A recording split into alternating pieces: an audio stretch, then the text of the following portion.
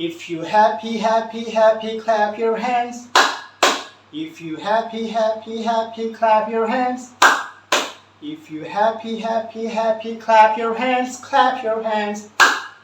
If you happy, happy, happy, clap your hands. Hello there.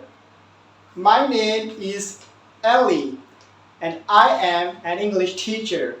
I've been working with kids, teens and adults for over 5 years.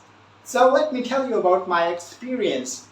I really love children and I am extremely happy to teach them English.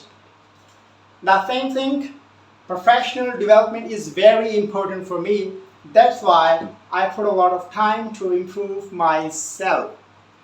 As for my other hobbies, I really love traveling because I like many new countries and meeting new people. I will be delighted at the opportunity to working in your country and continue my professional development as a teacher of English. Thanks for your attention.